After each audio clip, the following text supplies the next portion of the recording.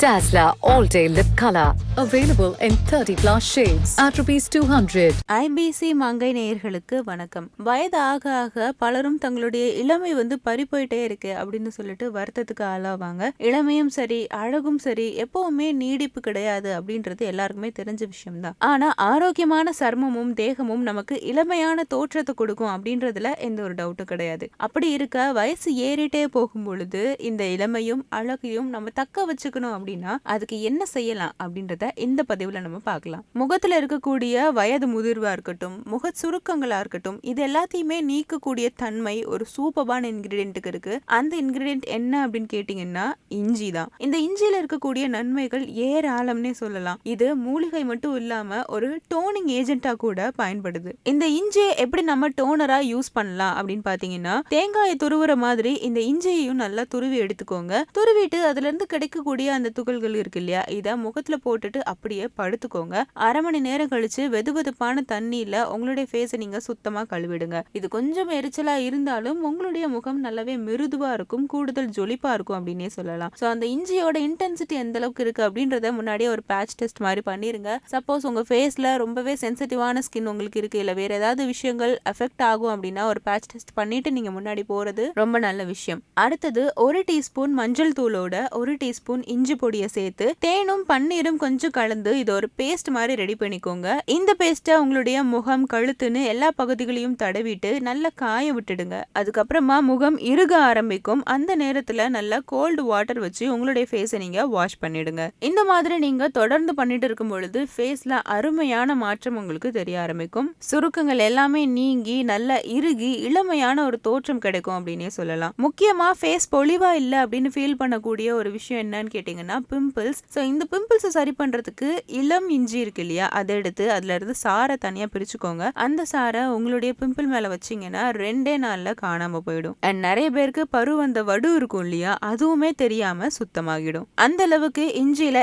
ஏராளமான ஆன்டி ஆக்சிடென்ட்கள் நிறைஞ்சிருக்கு. இஞ்சியில சுமார் 40 ஆன்டி ஆக்சிடென்ட்கள் இருக்கு அப்படின்னா பாத்துக்கோங்களேன். ஸோ இந்த இஞ்சி அப்படின்றது ரத்த ஓட்டத்தை தூண்டி சருமத்திற்கு தேவையான ஊட்டச்சத்துக்களை கண்டிப்பா கொடுக்கும். ஸோ ஸ்கின்ல இருக்கக்கூடிய டெட் ஸ்கின் செல்ஸை நீக்கிறதுக்கா இருக்கட்டும், முகத்தை ஜொலிக்க வைக்கிறதா இருக்கட்டும், இது எல்லாத்துக்குமே அது ரொம்பவே ஹெல்ப் பண்ணும். ஸோ கண்டிப்பா இந்த இஞ்சியை வச்சு சில ரெசிபிஸ் இன்னைக்கு நீங்க தெரிஞ்சிருப்பீங்க. அதை ட்ரை பண்ணி பாருங்க. ரிசல்ட் எப்படி இருந்தது அப்படின்றத மறக்காம கமெண்ட் செக்ஷன்ல தெரியப்படுத்துங்க. மேலும் இது போன்ற பல யூஸ்ஃபுல்லான பியூட்டி டிப் உங்களுக்கு வேணும் அப்படின்னா IBC மங்கை சேனலை சப்ஸ்கிரைப் பண்ணிக்கோங்க. Dazzler All Day Lip Color. Available in 30+ shades at ₹200. After delivery இவ்வளோ டஃப்பாக இருக்கும் அப்படின்னு நான் நினைக்கவே இல்லை. நான் நினச்சிட்டு இருந்தது ப்ரெக்னன்சி தான் டஃப், இதை கடந்து பேபி வெளியே வந்துட்டா எல்லாம் ஸ்மூத் ஆகிடும் அப்படின்ற ஒரு தாட்லேயே நான் ஃபிக்ஸ் ஆயிருந்தேன். நான் யோசித்தேன், ஏன் இதை நம்ம தெரிஞ்சுக்கல முன்னாடியே. நம்ம ஆஃப்டர் டெலிவரிங்கிற விஷயத்த கண்டிப்பாக தெரிஞ்சுக்கணும். ஒரு பேபி வந்த உடனே என்னென்ன பேசிக்கான ஒரு நாலேஜ் கேதர் பண்ணிக்கணும். இல்லை அப்படின்னா நம்மளை சுற்றி இருக்கவங்க ஒருத்தர் ஒன்று சொல்லுவாங்க. நம்மளுக்கு அந்த டைமில் ஆல்ரெடி ஒரு மாதிரி இருப்போம், சரியாக தூங்க முடியாது, சாப்பிட முடியாது, எனி டைம் பேபி நம்ம கையிலே தான் இருக்கும். நம்ம பேபியை இன்னொருத்தவங்க கிட்ட கொடுக்குறோம் அப்படின்னா நம்மளுக்குள்ள ஒரு கில்ட் ஃபீலிங் வந்துடும். ஐயோ நம்ம பேபியை நம்ம சரியாக பார்த்துக்கணும்னு. வாங்கிக்கிறவங்களும் இல்லை இல்லை நீங்கள் பேபியை நீ தான் பார்த்துக்கணும் அப்படிங்கிற மாதிரிலாம் சொல்லுவாங்க. ஸோ எனக்குமே நாலேஜ் இல்லை, ஹஸ்பண்டுக்குமே நாலேஜ் இல்லை.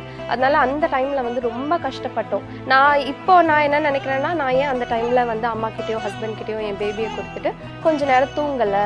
அவங்க சொல்லுவாங்க பேபி தூங்கும் போது நீங்களும் தூங்குங்கண்ணா. அது சான்ஸே கிடையாது. ஏன்னா நம்ம குளிக்க முடியாது, சில நாள் ப்ரஷ் பண்ண முடியாது, சாப்பிட முடியாது, நிம்மதியாக ஒரு நாள் கூட உட்காந்து எதுவுமே டீ குடிக்க முடியாது, எதுவுமே பண்ண முடியாது. ஸோ அந்த டைமில் ரொம்ப கஷ்டமாக இருந்துச்சு. சப்போர்ட்லாம் இல்லாமல் நாங்கள் தனியாக பெங்களூர் போயிட்டோம். அங்கே தனியாகவே ஹேண்டில் பண்ணோம். ஸோ தனியாக ஹேண்டில் பண்ணும்போது என்ன ஃபீல் ஆச்சுன்னா, நிறைய பேர் இருந்து குரூப்பாக பார்த்துக்கிறத விட தனியாக பார்த்துக்கிறதே ஈஸி தான் அப்படிங்கிற மாதிரி ஃபீல் ஆயிடுச்சு. ஆளுக்கு ஒரு அதுவும் முக்கியமாக நம்ம கிட்ட சொல்கிற ஒரு விஷயம் என்னன்னா, குழந்தை அழுதாலே பால் பத்தலை அப்படின்னு சொல்லி. ஸோ அந்த எக்ஸ்க்ளூசிவ் பிரெஸ்ட் ஃபீடிங் ஜேர்னி அதெல்லாம் ரொம்ப டஃப்பாக தான் போச்சு எங்களுக்கு. மாம் இன்ட்யூஷன்னு சொல்லுவாங்களே, சம்திங் இஸ் ராங் அப்படின்னு வந்து தெரிய வந்துச்சு. அப்புறம் தான் நான் நிறைய ரிசர்ச் பண்ண ஆரம்பித்தேன். அப்போது எல்லாருமே சொன்ன ஒரு விஷயம்னா, எக்ஸ்க்ளூசிவ் பிரெஸ்ட் ஃபீடிங்கில் எவ்வளோ பெனிஃபிட்ஸ் இருக்குது, அது எவ்வளோ நல்லது பேபிஸ்க்கு அப்படிங்கிறத அப்போ தான் ரிசர்ச் பண்ணவே ஆரம்பித்தேன். ஸோ அப்போ வந்து அந்த ஸ்ட்ரெஸ் பயங்கரமாக க்ரியேட் ஆச்சு. இப்போவே நான் எப்படியாச்சும் ஃபார்முலாவை நிறுத்தியே ஆகணும், நான் எக்ஸ்க்ளூசிவாக தான் பிரெஸ்ட் ஃபீட் பண்ணணும். எனக்குமே அப்போ மில்க் சப்ளை இல்லை.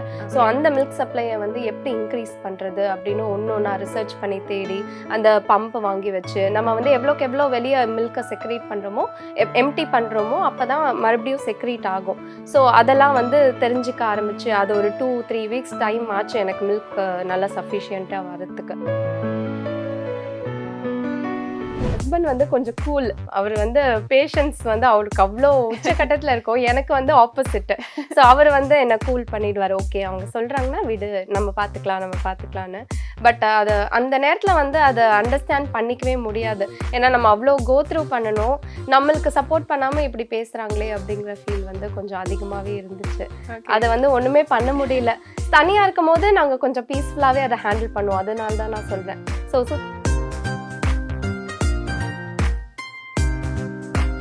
ஆக்சுவலாக எனக்கு வந்து ஒரு 4-5 மந்த்ஸ் ப்ரெக்னன்சியில் என்னாச்சுன்னா பயங்கரமாக பேக் பெயின் வர ஆரம்பிச்சிருச்சு. அது நான் ஸ்ட்ரெயின் பண்ணி யூடியூப் ஒர்க் பார்க்குறனாலையா எதனாலன்னு எனக்கு தெரியல.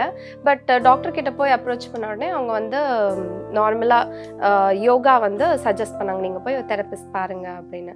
எனக்கு என்னென்னா பேக் பெயின்லாம் வந்துச்சுன்னா சொல்லுவாங்கள்ல, வலி வந்துருச்சுன்னா டெலிவரி ஆகிடும், ப்ரீடம் டெலிவரி, அதே நினப்பில் தான் நான் வாழ்ந்துட்டு இருந்தேன் அந்த டைமில்.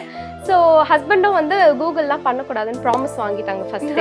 கூகுளில் பார்த்து எதையும், ஏன்னா என்னென்னோ போட்டிருக்கோம், நம்ம நார்மலாக ஹெட்ஏக்னு பார்த்தாலே கேன்சர்னு போட்டிருப்பாங்க, அதனால என்னென்னோ போட்டிருக்கோன்னு பயந்துட்டோம்.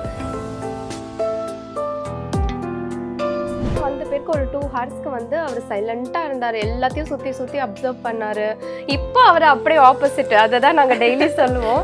ஆனால் அப்போ வந்து அப்படிலாம் இருந்தார். பட் எனக்கு அப்போ தெரியல, பேபி வெளியே வந்த உடனே ஸ்கின் டு ஸ்கின் கொடுக்கணும், அதெல்லாம் வந்து கொஞ்சம் காமாக ஆக்கிடும் பேபியை. ஸோ இப்போ எனக்கு மறுபடியும் அந்த சான்ஸ் கிடச்சிருந்தா மறுபடியும் போய் அந்த நாலேஜ்லாம் கெயின் பண்ணிட்டு வருவேன் அப்படின்னு நினைக்கிறேன். வந்த உடனே ஃபீட் பண்ணணும், பேபி பிறந்த உடனே ஃபீட் பண்ணணும், அது ரொம்ப இம்பார்ட்டன்ட்னு சொல்லுவாங்க. அதெல்லாம் எனக்கு அப்போ தெரியாமல் போச்சு. ஸோ எனக்கு கேர்டேக்கர்ஸும் வந்து அவ்வளோ ஹெல்ப் பண்ணல அந்த டைமில். பட் ரெட் அலர்ட்டில் பிறந்தார் அவர், பயங்கர ரெட் அலர்ட் அப்போது மழைக்கு. ஸோ நைட் 2 o'clock அவ்வளோ பயங்கரமாக மழை பெய்யுது. அதில் நாங்கள் டெலிவரிக்கு போகிறோம்.